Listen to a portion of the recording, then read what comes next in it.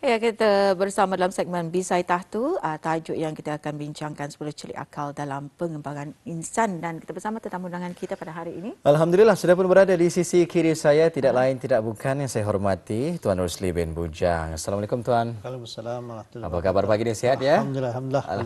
Alhamdulillah, gembira rasanya dapat bersama dengan Tuan Rusli di tahun baru Hijrah ni Tuan Rusli ya. Betul, betul. 3 Muharram hari ini baru 2 hari kita ni lalui ya.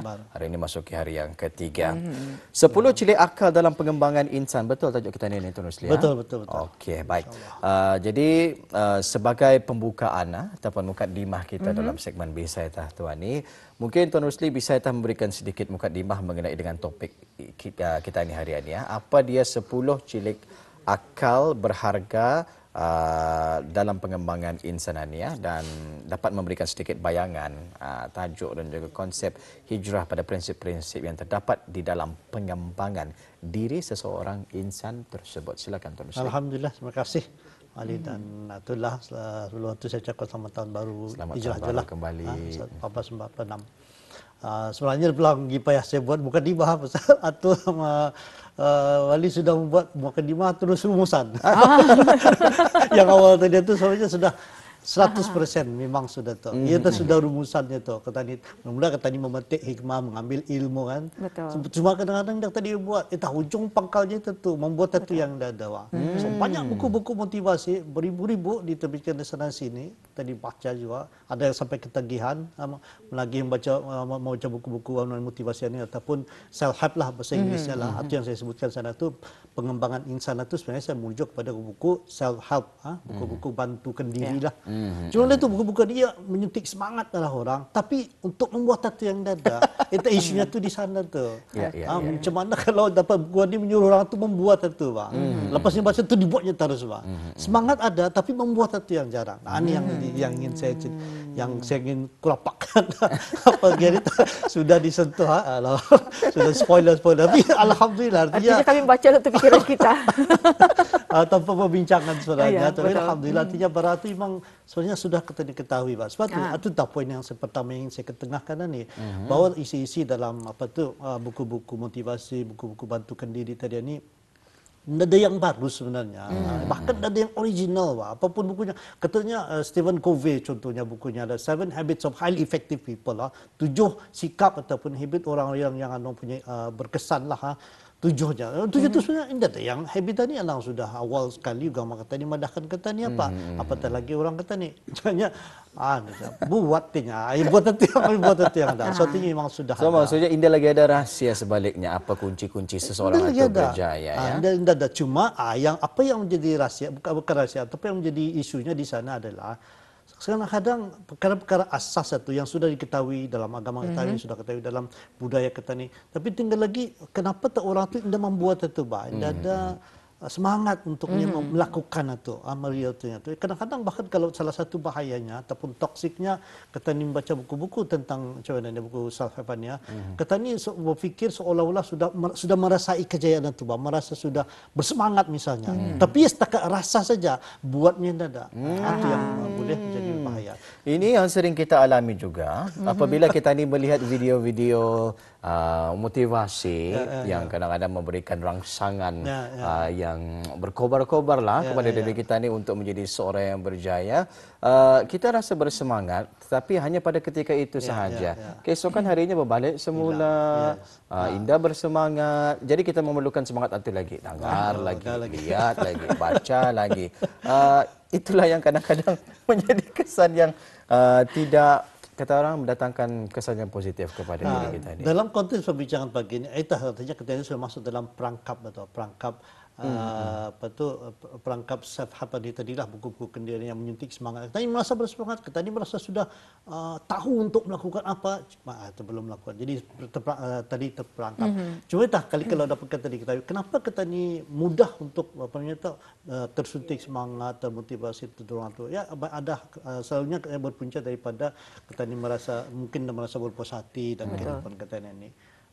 Jadi kita ni perlu macam menyuntik semangat lah macam anulah cerita saya dulu kalau di sekolah, saya suka menyimpan rambut panjang mas sekolah sampai kena gunting oleh Okey. artinya pengajaran lah tu. Tapi itu tu kenapa rambut panjang tu saya fikir-fikir, rupanya saya tu menyembunyikan kekurangan saya tu bang.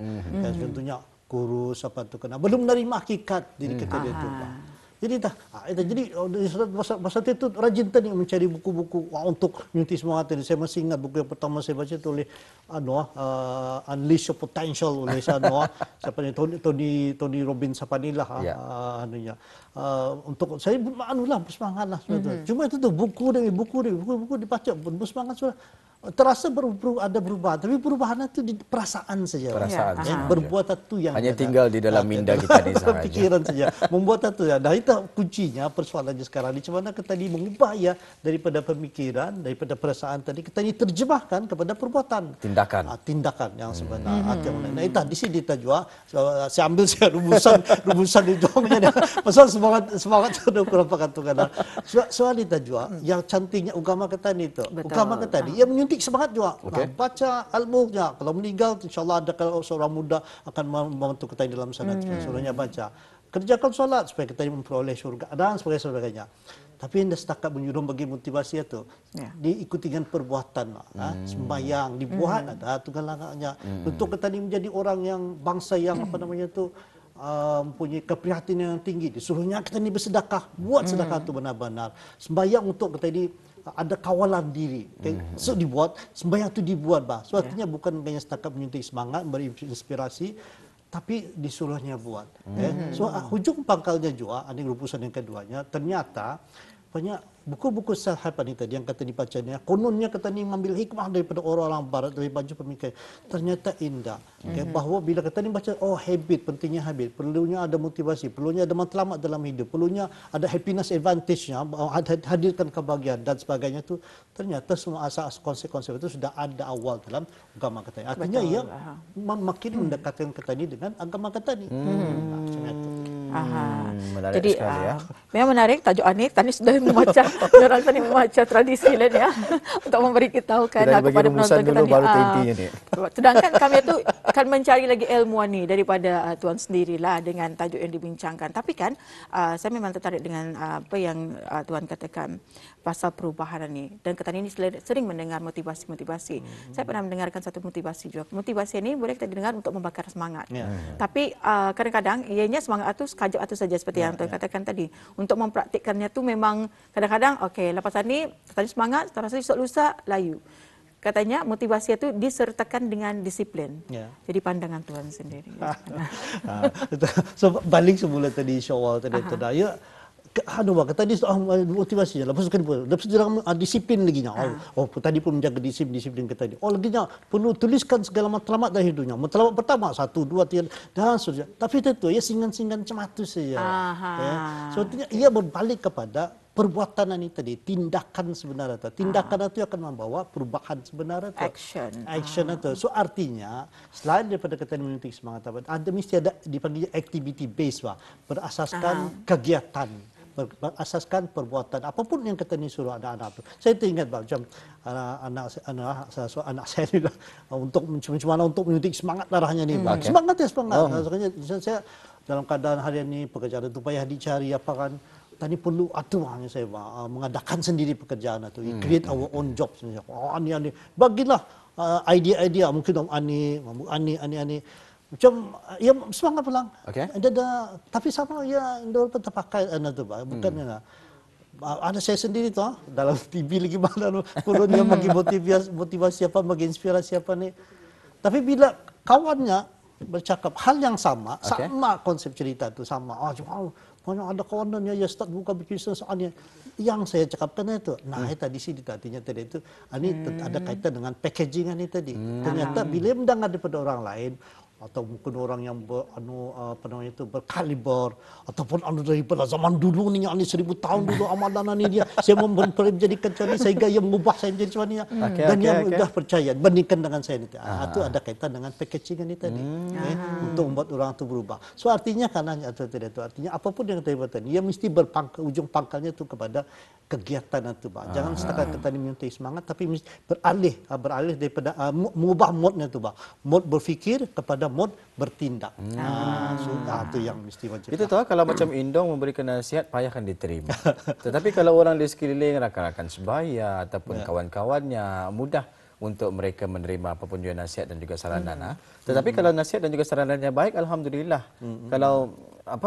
Kalau yang menjurus kepada perkara-perkara negatif ini kadang-kadang membimbangkan kita ini ya, rangsangan daripada rakan-rakan di sekelilingan ya. Dari segi psikologi sebenarnya ada kaitannya tu. Kenapa ketani macam ibu bapa memberitahu macam ni anak tu berapa menang. Kawan dengarnya.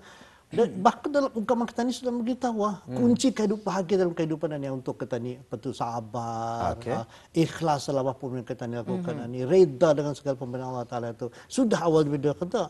Tapi bila ada orang lain daripada pakar-pakar sains misalnya, si Sean Ecker misalnya, perlunya happiness advantage yang bila kita fikirnya hadirkan bagian untuk bahagia itu. Dan macam mana caranya? Dengan cara gratitude. Gratitude itu bersyukur. So, ujung ayat itu tadi bersyukur ini juga. Tapi tak kenapa kita ni indah menerima ini tadi bah. Ibu bapa ni baru tadi, ibu bapa tadi indah. So artinya di sana tu macam anak-anak tadi, ia ada elemen-elemen tambahan itu yang ia merasa untuk lebih yakin dengan faktor-faktor tertentu, dengan packaging tertentu ia lebih yakin. Bila saya tekan tentang packaging ini macam-macam kali ya, bahan-bahan kecantikan apa dan sebagainya. Bila kata bila saya contoh, kita ni lebih yakin lagi untuk bertindak. Jadi kami ingin mengetahui ni apa sebenarnya 10 celik akal. Walaupun kami ini sudah merumuskan, tapi 10 celik akal ni mungkin dapat dikongsikan satu persatu ni tuan. Okey, secara ringkas saya sengaja menyaruh 10 ni orang ini saja. Ini antara jam koleksi ataupun hiburan bahan bacaan saya lah melalui buku-buku motivasi, buku self-help tadi. Saya kumpulkan ada 10 hal ini yang ternyata tahu sudah kata ini sebenarnya. So yang pertama misalnya tentang pentingnya untuk kita ini melakukan meditasinya sepanjang masa ya. Taruh agama kita ini zikir sama anda je tu. Zikir semayang apa. Tak sebenarnya meditasi, tapi kita tahu ni pentingnya sepanjang masa kurangnya dalam 5 hari itu kita ada 5 minit yang untuk kita bisa 5 hari. 5 kali waktu awal pagi, 5 hari tengah hari, 5 minit 5 minit petang, 5 minit awal malam, 5 minit sebelum tidur. Betul. Tadi itu semayang itu. Yang membuat tadi psikologis bukan Islam ni. Tapi bila baca perlu rehat 5 minit sebenarnya Allah sudah kata ni buat tu. Itu yang pertama. Pentingnya motivasi untuk berjalan kehidupan tadi kita ni mempunyai perlu meditasi. Yang kedua perlunya ada matlamat di dalam hidupnya. Matlamat adalah kata di niat. Semua ibadat kita dimulakan dengan niat, sembahyang, zakat, puasa, semua dengan niat itu dulu. So artinya bila kita melakukan satu perkara tanpa niat dibandingkan dengan tanpa niat dengan niat, yang berniat tadi lebih efektif yang sampai 21% kita lebih efektif dalam perbuatan-perbuatan kita.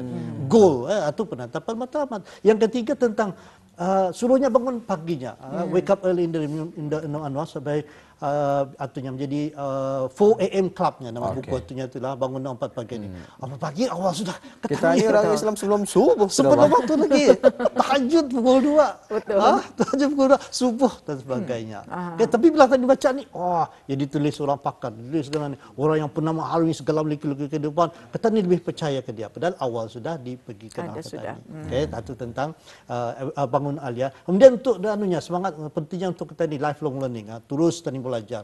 Itulah agama kita ni ada je sudah belajarnya sampai sampai ke liang lahat. Daripada buayan sampai ke liang lahat.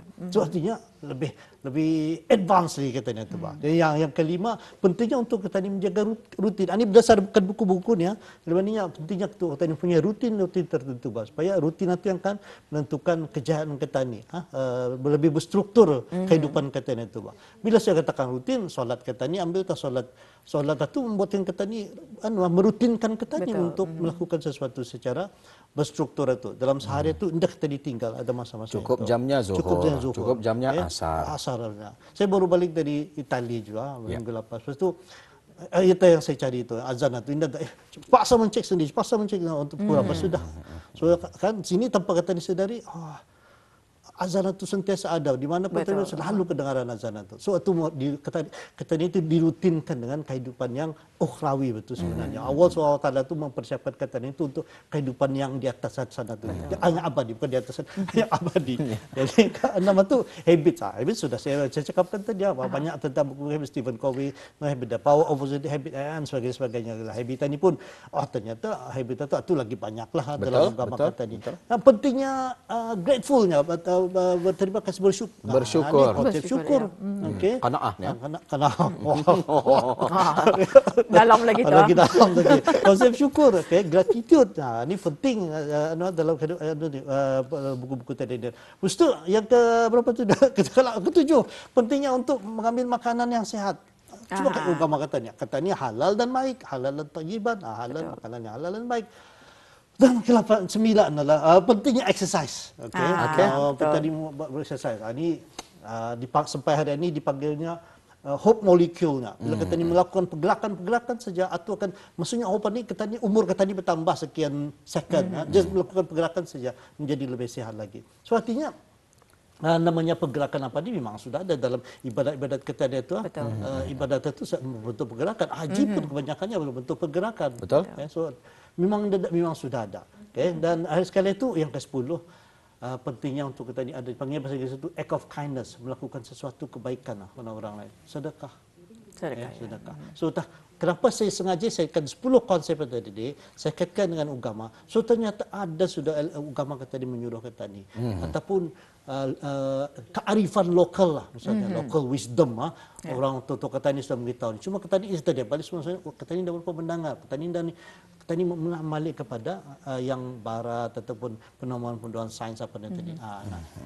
So sebagai rumusnya itu ternyata celik akal yang diberitahukan, there's nothing new, ada yang baru, ada yang original, awalnya sudah dipadahkan. Cuma lagi kenapa ida kata ini namanya ada kaitan dengan packaging itu. Bila sesuatu ilham, idea itu dipersembahkan dengan cara yang baik, dengan packaging yang menarik, orang akan lebih mudah mendengar. Betul. Jadi mengikut peredaran zaman lah juga, kadang-kadang anak-anak petani ini ataupun orang di sekeliling petani, terutama sekali anak-anak, mereka ini akan melihat sesuatu yang mudah saja. Padahal walhal dalam pendidikan mereka sudah ada daripada awal. Tapi dan tadi kalau Tuan mengatakan kalau exercise satu dalam ketani sembahyang 5 waktu pun memang itu merupakan satu exercise. Rokok itu ada sebabnya kenapa. Tani sujud itu pun boleh memberikan faedah arah ketani apa dan sebagainya. Ada kaitan juga tadi, macamnya ketani semua mengambil mudah apa. Bahkan bila ketani terlampau membaca buku-buku bantu kedirian ini, bantu diriannya, buku-buku pengembangan insan ini tadi, antaranya itu ketani perlu bekerja keras, hard work, bekerja keras. Betul. Tapi ada yang lagi cuba mengusah, bukan kerja keras tapi kerja lebih pintar. Not working hard tapi working smart. Satunya. Tapi masih belum tepat sebenarnya. Itu seolah-olah bila kita baca buku inspirasi ini, seolah perlu berjaya-jaya. Jangan berputus asa. Jangan mengalah. Jangan mengalah. Dan seterusnya. Jangan mengalah. Jadi kita ni seolah-olah diberitahukan mengalah satu hal yang negatif lah misalnya. Tapi realitinya dalam kehidupan kita itu bukan kegagalan itu sebahagian daripada yang akan kita lalui itu. Dan akan berjaya macam semayang itu saja tadi artinya bila kita semayang, masuk syurga tu indah juga tu. Maklum je lagi. Tapi akan perlu terus semayang itu secara konsisten. Dan perjuangan itu salah satu intinya. So artinya bukan usungnya tapi perjuangan kita, jihad kita ni untuk terus memperbaiki diri ini. So hard work tadi itu kerja keras. Bukan hanya setakat kerja keras tu, tapi kita ni perlu bekerja keras pada hal yang apa yang tepat, the right thing, working on the right thing. Kita ni perlu bekerja pada yang memang bidang tadi. Nanti kerja keras ada, nelayan lah dalamnya kepakaran. Tapi kerja keras dalam bidang pertanian misalnya, itu jawaban anda tu. So bila kita kerja keras pastikannya lurus dengan bidang kepakaran kita. Itu sana kata ni kerja keras. Itu working on the right thing. Cuma itu walaupun tadi kerja keras, mungkin saja ada kegagalan di sana. Kegagalan itu diterima tuh. Sebahagian daripada kejayaan. Daripada kejayaannya tuh. Mungkin kita jaya, mungkin juga indah. Tapi anda akan macam itu. Ada dalam saya perhatikan hidup yang macam menurunkan eksperimen bola buli contoh diturunkannya dari satu tempat tinggi ke bawah. Satu ni straight saja, lurus. Seperti ini penuh dengan liku contoh. Saya punya common sense. Bila dua-dua diturunkan berbahaya, Ani dulu sampai ni, pasal banyak halangan. Sebetulnya tak, yang Ani dulu sampai bila digugurkan dua-dua bulan ni. Yang dengan so artinya kalau kita ni mempunyai halangan-halangan, cabaran-cabaran kehidupan kita itu, itu akan buatkan kita ni lebih cepat sampai ke destinasi kita ni. Sebab ia mempush tadi bandingkan yang lurus saja. Dan dalam segi kehidupan tadi pun sama juga, kalau orang tu dah ada cabaran, hidupnya akan mendatar saja. Resolve, kehidupan dah mendatar, resolve kita ni mendapat banyak pelajaran kehidupan kita ni dibandingkan dengan cabaran-cabaran. Saya suka dengan konsep kegagalan ini tadi ya. Kadang-kadang apabila kita ni membagi nasihat kepada seseorang ni, nasihat itu mau diambil. Buat tu dulu. Setelah gagal baru diorang datang balik semula anak kita ni. Sap nyangkuk. Apa konsep sap nyangkuk tu bah? Yang kadang-kadang baru tah menimbulkan kesan yang positif kepada mereka. Bukan menempel laki tu, bukan menempel laki tu. Tapi itulah kadang-kadang apabila kita ni sering beri motivasi, kita ni berikan semangat, tapi tidak mau diambil baik, mengapa? Belajarlah kau dari kegagalan. Satu sap nyangkut tu. Ya, lurus satu soalnya bila kita diberi peluang yang untuk yang melakukan sendiri, menemukan sendiri, termasuk kegagalan itu, di sana tu ya belajar. Punca dan juga kunci kejayaan juga ya. Jangan kita ni hindari kegagalan, ambil baik kegagalan ini tadi untuk mengembangkan diri kita ini untuk menjadi. Kan saya pernah mendengar daripada motivasi daripada Datuk Dr. Fazila Kamsah, katanya kalau anak-anak kan, kalau dia akan berteratai, akan berjalan atau walaupun 1000 kali dia gugur tu, dia berdiri baliknya akan berjalan, rasanya akan berjalan atau sampai dapat berjalan. Kita ni kenapa kita ni memakai konsep atau untuk anak-anak tu yang jadi semanjal untuk kita ni mengembangkan diri kita ni ya. Awal lahir berjalan je tu sekarang, sabar. So, artinya lah, saya sambung saya tersebelah sana. So, artinya lah, sebenarnya dalam kehidupan tadi, yang apa yang diperkatakan dalam buku-buku motivasi dan buku-buku pengembangan insan ini, tidak ada yang baru, tidak ada yang original. Betul. Ia satu hal yang mudah sebenarnya, tapi bahasa Melayu mudah, simple, easy, sana mudah. Ya sebenarnya simple saja, mudah saya sebenarnya. Tapi tidak senang untuk dibuat sebenarnya. Betul. Contoh. Ya untuk kita ni petani supaya menjalani kehidupan yang berjaya, petani perlu makan yang sihat. Senang tu makan yang sihat. Tapi berapa banyak orang benar-benar menjaga makanan petani untuk sihat apa tu. Untuk petani panjang umur misalnya, petani perlu berfikiran positif. Fikiran positif yes, tapi kadang ada tertentu itu tak dapat, paksa jauh pikiran negatif itu Pak. Sekali dengan orang yang anda tadi ingini. Untuk petani menjaga kesehatan dan sebagainya.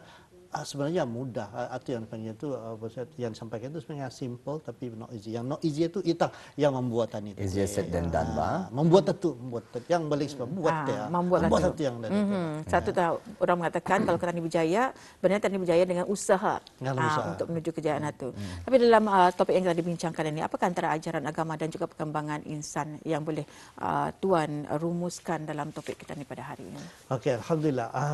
Saya tadi Tuan rumus awal alhamdulillah, tapi menjadikan perbincangan dia lebih menarik lah sebenarnya lah, lebih realistik lah. Okey, sebenarnya ada beberapa message lah. Pertama saya ingin mengaitkan tentang konsep hijrah ini tadi ya. Hijrah itu kita ni berubah menjadi lebih baik sebenarnya. Kemudian itu yang pertama. Yang kedua, macam mana kita ni harian ni seolah-olah hal yang maju, yang canggih apa tu datang daripada bukan Ketani Pak, bukan agama Ketani, bukan orang Ketani, tapi daripada negara-negara lain yang lebih maju. Jadi konsep yang kedua ni dah. Tapi bila ditarik sebenarnya ternyata semua balik goes to basic. Asas-asasnya itu tetap sama. Saya ambil contoh ni lah, apa yang saya masukkan itulah. Prinsip-prinsip dalam agama Ketani, prinsip-prinsip seperti sabar, ikhlas, redha itu prinsip yang sudah mendasari kehidupan Ketani, Pak. So ambil lagi kaitan kearifan lokal di situ tadi, local wisdom pada orang tua Ketani yang dari semasa ke semasa beri nasihat kepada Ketani pun sebenarnya sudah penuh dengan hikmah. Jadi ada benarnya lah yang diorang sudah lama hidup dalam kehidupan ini. Jadi orang mengungsikan pengalaman hidupnya itu Ketani supaya Ketani mengambil baik, supaya Ketani dapat memperoleh pengajaran dalam kehidupan Ketani, dapat melalui kehidupan Ketani dengan lebih baik dan berkesan lagi. So jadi ada nilai dan moral yang boleh kita ni ambil sebenarnya, boleh kita pertahankan dan kita ni teruskan lagi. So jadi dalam konteks agama, apa yang ingin saya sampaikan itu tadi, sesuai dengan tahun hijrah apa ni, tanpa tani saudara itu buku-buku yang banyaknya saya tadi itu bukan lebih 62 kalau ikut kajian itu 62% sebenarnya lebih daripada itu datangnya daripada sebelah barat lah. Ada banyak buku-buku itu karena saya menyebut tadi itu bahwa saya mendengar tadi bukanlah maksudnya alhamdulillah ada elemen keagamaan tapi tadi baca buku-buku pengembangan insan ini datangnya daripada barat. Jadi seolah-olah membayangkan katanya katanya ini indah mundur bah katanya ini bah oleh Islam ini bah. Kalau kita mengikut agama katanya akan terkebelakang. Sebenarnya bukan macam itu. Rumusan daripada ini walaupun tak tampak secara saya sebutkan secara eksplisit secara jelas tadi agama katanya itu sebenarnya Ketani mungkin indah orang paling maju pada masanya. Even masa zaman Fir'aun pun siapa sezaman Fir'aun Nabi Musa. Nabi Musa juga yang membangunkan segala piramid itu Fir'aun itu. Tapi lihat daripada Fir'aun, ya tenggelam dengan Allah Taala menjadi orang yang dimurkai Allah Taala. Dan sama dalam zaman tani ini kalau lihat tani orang Islam ini dengan prinsip-prinsip asas yang kita dipegang ini ada Ketani tidak maju macam Amerika di negara-negara yang majuan itu tadilah. Tapi yang majuan Ketani itu ada pada prinsip-prinsip moral dengan nilai dan moral yang Ketani pegang ini.